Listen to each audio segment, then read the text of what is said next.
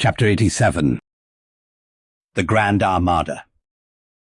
The long and narrow peninsula of Malacca, extending southeastward from the territories of Burma, forms the most southerly point of all Asia. In a continuous line from that peninsula stretch the long islands of Sumatra, Java, Bali, and Timor, which, with many others, form a vast mole or rampart lengthwise connecting Asia with Australia and dividing the long, unbroken Indian Ocean from the thickly studded Oriental archipelagos. This rampart is pierced by several sally ports for the convenience of ships and whales, conspicuous among which are the Straits of Sunda and Malacca. By the Straits of Sunda, chiefly, vessels bound to China from the west emerge into the China Seas.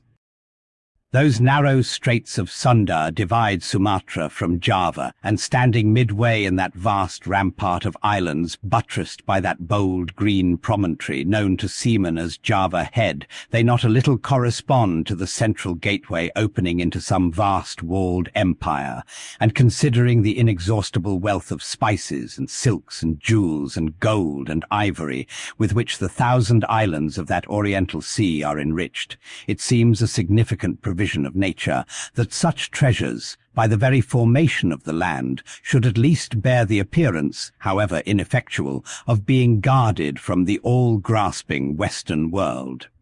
The shores of the Straits of Sunda are unsupplied with those domineering fortresses which guard the entrances to the Mediterranean, the Baltic, and the Propontis. Unlike the Danes, these Orientals do not demand the obsequious homage of lowered top sails from the endless procession of ships before the wind, which for centuries past, by night and by day, have passed between the islands of Sumatra and Java, freighted with the costliest cargoes of the East. But while they freely waive a ceremonial like this, they do by no means renounce their claim to more solid tribute. Time out of mind, the piratical proas of the Malays, lurking among the low-shaded coves and islets of Sumatra, have sallied out upon the vessels sailing through the straits, fiercely demanding tribute at the point of their spears. Though by the repeated bloody chastisements they have received at the hands of European cruisers, the audacity of these corsairs has of late been somewhat repressed. Yet, even at the present day, we occasionally hear of English and American vessels, which in those waters have been remorselessly boarded and pillaged. With a fair, fresh wind, the Pequod was now drawing nigh to these straits, Ahab purposing to pass through them into the Javan Sea, and thence, cruising northwards over waters known to be frequented here and there by the sperm whale, sweep inshore by the Philippine Islands and gain the far coast of Japan in time for the great whaling season there. By these means, the circumnavigating Pequod would sweep almost all the known sperm whale cruising grounds of the world, previous to descending upon the line in the Pacific, where Ahab, though everywhere else foiled in his pursuit, firmly counted upon giving battle to Moby Dick, in the sea he was most known to frequent, and at a season when he might most reasonably be presumed to be haunting it. But how now? In this zoned quest, does Ahab touch no land? Does his crew drink air? Surely he will stop for water. Nay, for a long time now, the circus-running sun has raced within his fiery ring, and needs no sustenance but what's in himself. So Ahab. Mark this too, in the whaler. While other hulls are loaded down with alien stuff to be transferred to foreign wharves, the world-wandering whale ship carries no cargo but herself and crew, their weapons and their wants. She has a whole lake's contents bottled in her ample hold. She is ballasted with utilities, not altogether with unusable pig-lead and Kentledge. She carries years' water in her, clear old prime Nantucket water, which, when 3 years afloat, the Nantucketer, in the Pacific, prefers to drink before the brackish fluid, but yesterday rafted off in casks from the Peruvian or Indian streams. Hence it is that while other ships may have gone to China from New York and back again, touching at a score of ports, the whale ship in all that interval may not have sighted one grain of soil, her crew having seen no man but floating seamen like themselves, So that did you carry them the news that another flood had come? They would only answer, "Well, boys, here's the ark."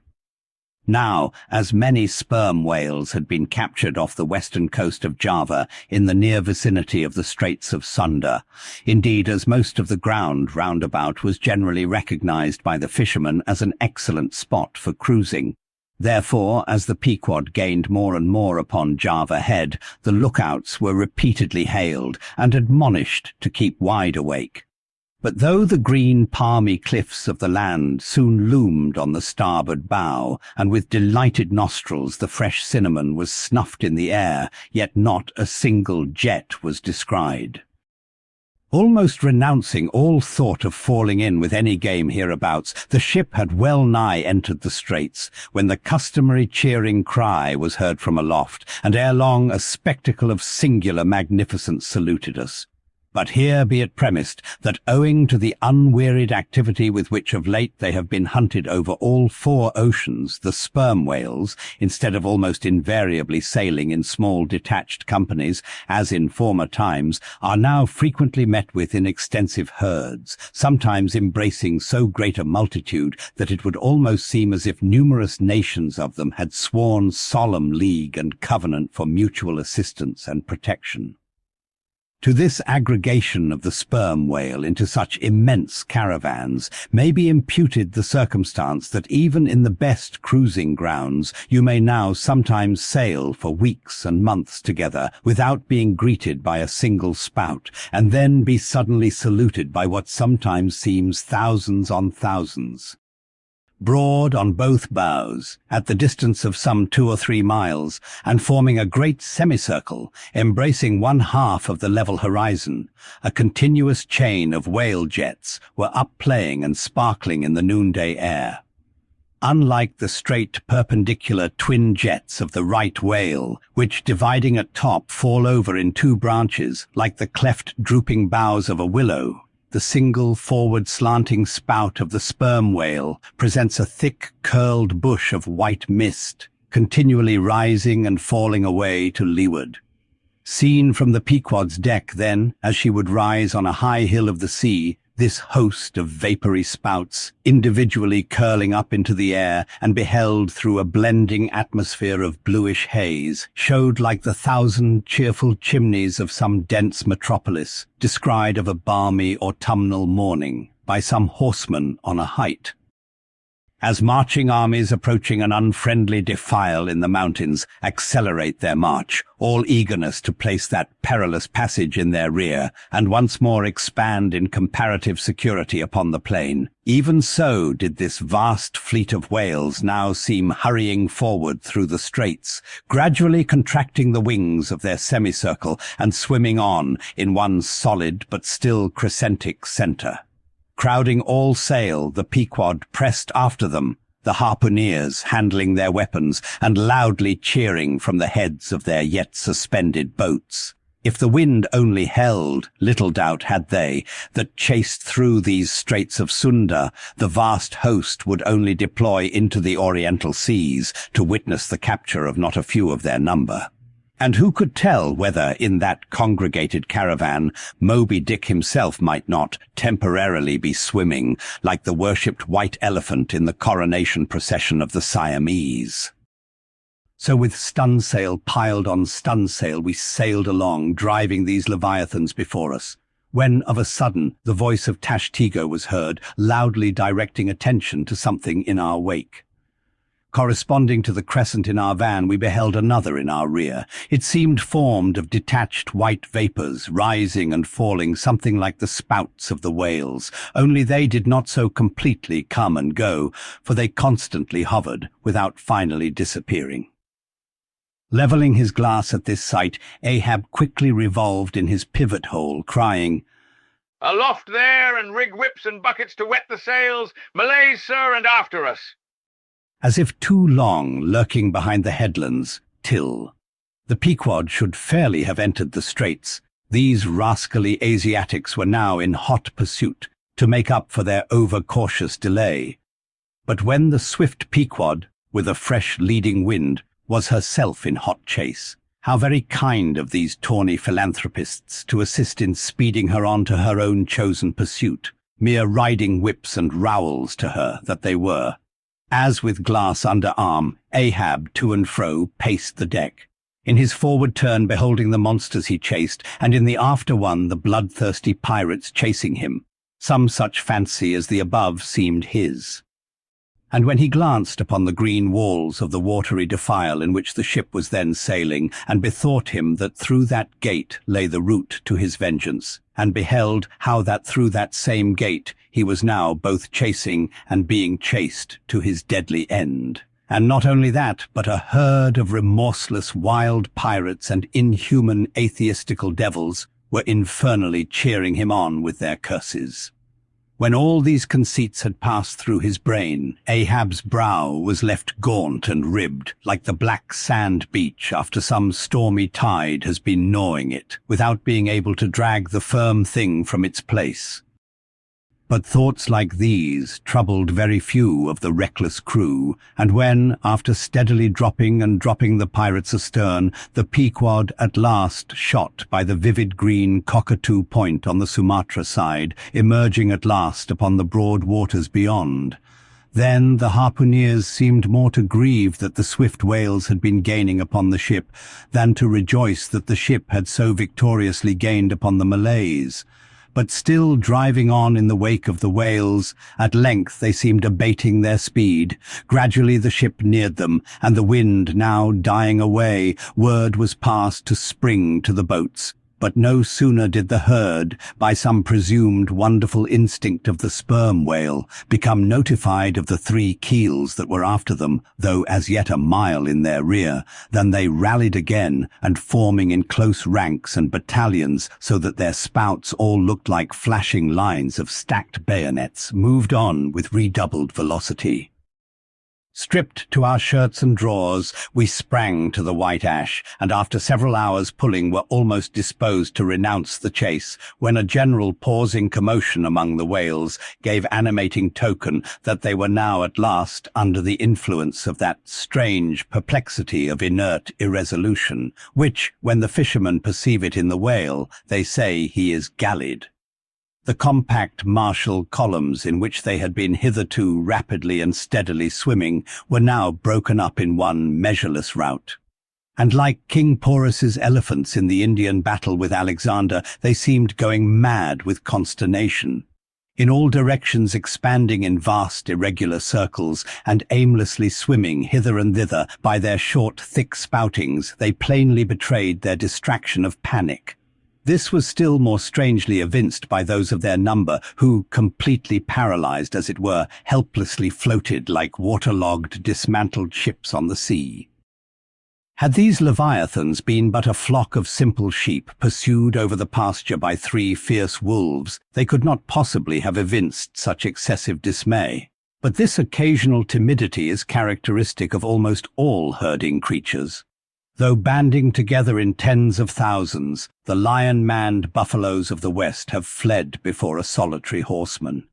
Witness, too, all human beings, how when herded together in the sheepfold of a theatre's pit, they will, at the slightest alarm of fire, rush helter-skelter for the outlets, crowding, trampling, jamming, and remorselessly dashing each other to death. Best, therefore, withhold any amazement at the strangely gallied whales before us, for there is no folly of the beasts of the earth which is not infinitely outdone by the madness of men. Though many of the whales, as has been said, were in violent motion, yet it is to be observed that as a whole the herd neither advanced nor retreated, but collectively remained in one place.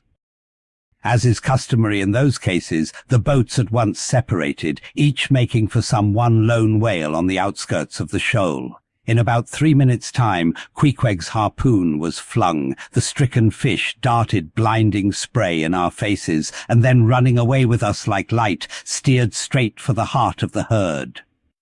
Though such a movement on the part of the whale struck under such circumstances is in no wise unprecedented, and indeed is almost always more or less anticipated, yet does it present one of the more perilous vicissitudes of the fishery. For as the swift monster drags you deeper and deeper into the frantic shoal, you bid adieu to circumspect life and only exist in a delirious throb. As blind and deaf, the whale plunged forward, as if by sheer power of speed to rid himself of the iron leech that had fastened to him, as we thus tore a white gash in the sea, on all sides menaced as we flew by the crazed creatures to and fro rushing about us. Our beset boat was like a ship mobbed by ice isles in a tempest, and striving to steer through their complicated channels and straits, knowing not at what moment it may be locked in and crushed.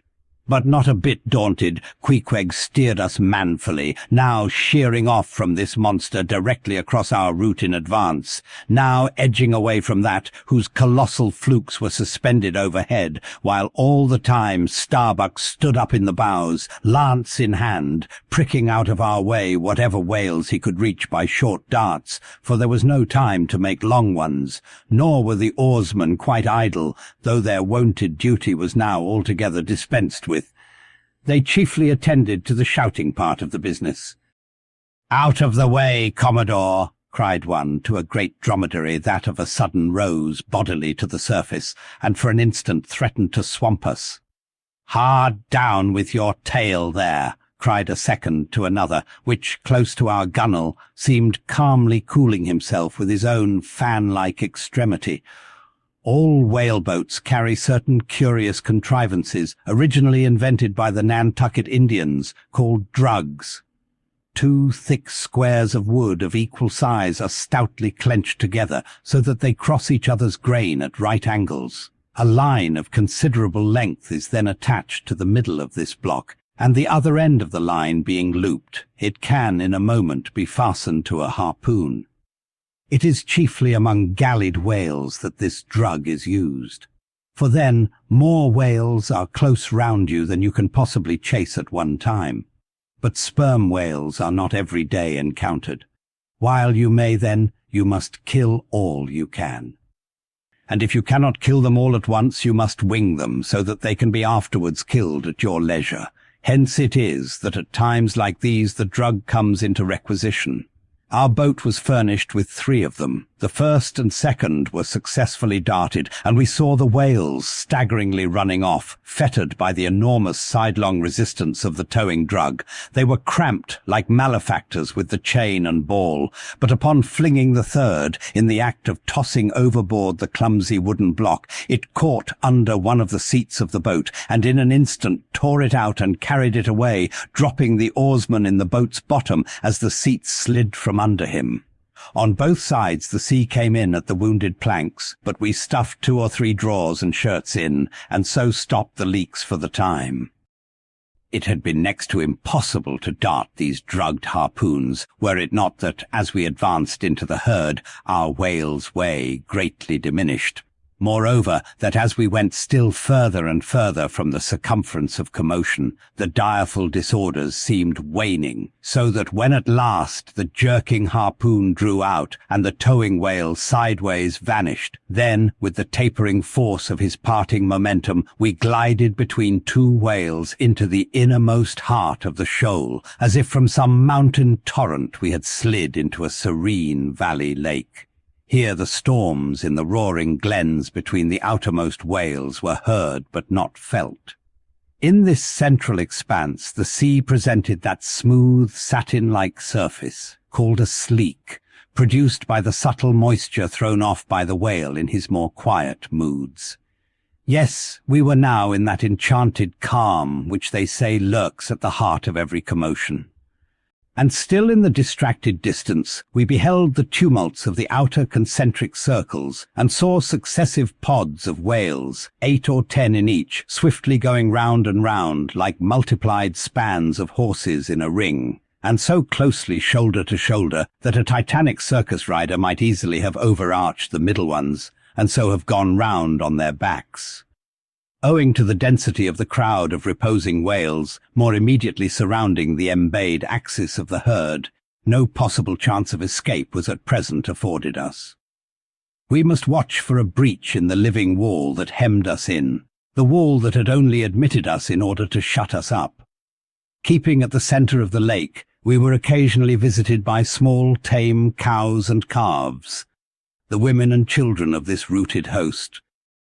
Now, inclusive of the occasional wide intervals between the revolving outer circles, and inclusive of the spaces between the various pods in any one of those circles, the entire area at this juncture, embraced by the whole multitude, must have contained at least 2 or 3 square miles.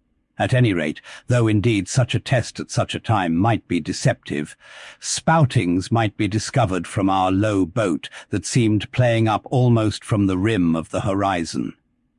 I mention this circumstance because, as if the cows and calves had been purposely locked up in this innermost fold, and as if the wide extent of the herd had hitherto prevented them from learning the precise cause of its stopping, or possibly being so young, unsophisticated, and every way innocent and inexperienced. However it may have been, these smaller whales, now and then visiting our becalmed boat from the margin of the lake, evinced a wondrous fearlessness and confidence, or else a still, becharmed panic which it was impossible not to marvel at.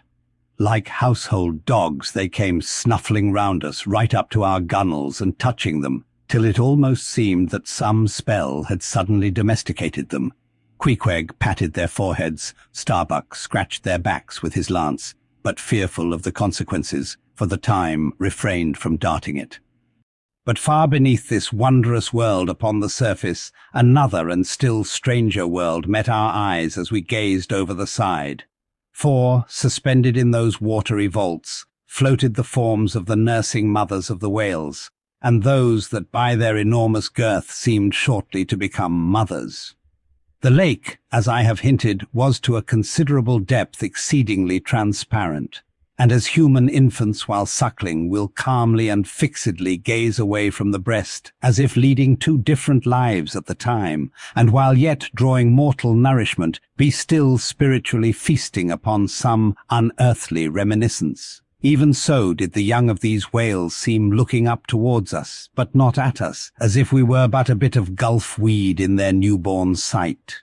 Floating on their sides, the mothers also seemed quietly eyeing us. One of these little infants, that from certain queer tokens seemed hardly a day old, might have measured some 14 feet in length and some 6 feet in girth. He was a little frisky, though as yet his body seemed scarce, yet recovered from that irksome position it had so lately occupied in the maternal reticule, where, tail to head, and all ready for the final spring, the unborn whale lies bent like a Tartar's bow. The delicate side fins and the palms of his flukes still freshly retained the plaited, crumpled appearance of a baby's ears newly arrived from foreign parts. "Line, line!" cried Queequeg, looking over the gunwale. Him fast, him fast. Who line him? Who struck? 2 whale, 1 big, 1 little." "What ails you, man?" cried Starbuck. "Looky here," said Queequeg, pointing down, as when the stricken whale, that from the tub has reeled out hundreds of fathoms of rope, as after deep sounding he floats up again and shows the slackened curling line buoyantly rising and spiralling towards the air, so now Starbuck saw long coils of the umbilical cord of Madame Leviathan, by which the young cub seemed still tethered to its dam. Not seldom in the rapid vicissitudes of the chase, this natural line, with the maternal end loose, becomes entangled with the hempen one, so that the cub is thereby trapped. Some of the subtlest secrets of the seas seemed divulged to us in this enchanted pond. We saw young Leviathan amours in the deep, and thus, though surrounded by circle upon circle of consternations and affrights, did these inscrutable creatures at the centre freely and fearlessly indulge in all peaceful concernments, yea, serenely revelled in dalliance and delight. But even so, amid the tornadoed Atlantic of my being, do I myself still forever centrally disport in mute calm, and while ponderous planets of unwaning woe revolve round me, deep down and deep inland, there I still bathe me in eternal mildness of joy. Meanwhile, as we thus lay entranced, The occasional sudden frantic spectacles in the distance evinced the activity of the other boats, still engaged in drugging the whales on the frontier of the host, or possibly carrying on the war within the first circle, where abundance of room and some convenient retreats were afforded them. But the sight of the enraged, drugged whales, now and then blindly darting to and fro across the circles, was nothing to what at last met our eyes. It is sometimes the custom when fast to a whale more than commonly powerful and alert to seek to hamstring him, as it were, by sundering or maiming his gigantic tail tendon. It is done by darting a short-handled cutting spade, to which is attached a rope for hauling it back again. A whale wounded, as we afterwards learned, in this part, but not effectually, as it seemed, had broken away from the boat, carrying along with him half of the harpoon line. And in the extraordinary agony of the wound, he was now dashing among the revolving circles like the lone mounted desperado Arnold at the Battle of Saratoga, carrying dismay wherever he went. But agonizing as was the wound of this whale, and an appalling spectacle enough anyway, yet the peculiar horror with which he seemed to inspire the rest of the herd was owing to a cause which at first the intervening distance obscured from us. But at length we perceived that by one of the unimaginable accidents of the fishery, this whale had become entangled in the harpoon line that he towed. He had also run away with the cutting spade in him, and while the free end of the rope attached to that weapon had permanently caught in the coils of the harpoon line round his tail, the cutting spade itself had worked loose from his flesh. So that, tormented to madness, he was now churning through the water, violently flailing with his flexible tail, and tossing the keen spade about him, wounding and murdering his own comrades. This terrific object seemed to recall the whole herd from their stationary fright. First, the whales forming the margin of our lake began to crowd a little and tumble against each other as if lifted by half-spent billows from afar. Then the lake itself began faintly to heave and swell. The submarine bridal chambers and nurseries vanished. In more and more contracting orbits, the whales in the more central circles began to swim in thickening clusters. Yes, the long calm was departing. A low, advancing hum was soon heard, and then, like to the tumultuous masses of block ice when the great river Hudson breaks up in spring, the entire host of whales came tumbling upon their inner centre, as if to pile themselves up in one common mountain. Instantly, Starbuck and Queequeg changed places, Starbuck taking the stern. Oars! Oars! He intensely whispered, seizing the helm. Gripe your oars and clutch your souls now. My God, men, stand by. Shove him off, you Queequeg, the whale there. Prick him, hit him, stand up, and stay so. Spring men, pull men, never mind their backs, scrape them, scrape away. The boat was now all but jammed between two vast black bulks, leaving a narrow Dardanelles between their long lengths. But by desperate endeavour we at last shot into a temporary opening, then giving way rapidly, and at the same time earnestly watching for another outlet. After many similar hair-breadth escapes, we at last swiftly glided into what had just been one of the outer circles, but now crossed by random whales, all violently making for one centre. This lucky salvation was cheaply purchased by the loss of Queequeg's hat, who, while standing in the bows to prick the fugitive whales, had his hat taken clean from his head by the air eddy made by the sudden tossing of a pair of broad flukes close by. Riotous and disordered as the universal commotion now was, it soon resolved itself into what seemed a systematic movement, for having clumped together at last in one dense body, they then renewed their onward flight with augmented fleetness. Further pursuit was useless, but the boats still lingered in their wake to pick up what drugged whales might be dropped astern, and likewise to secure one which Flask had killed and waifed. The waif is a pennoned pole, 2 or 3 of which are carried by every boat, and which, when additional game is at hand, are inserted upright into the floating body of a dead whale. both to mark its place on the sea and also as token of prior possession should the boats of any other ship draw near. The result of this lowering was somewhat illustrative of that sagacious saying in the fishery, "The more whales, the less fish." Of all the drugged whales, only one was captured. The rest contrived to escape for the time, but only to be taken, as will hereafter be seen, by some other craft than the Pequod.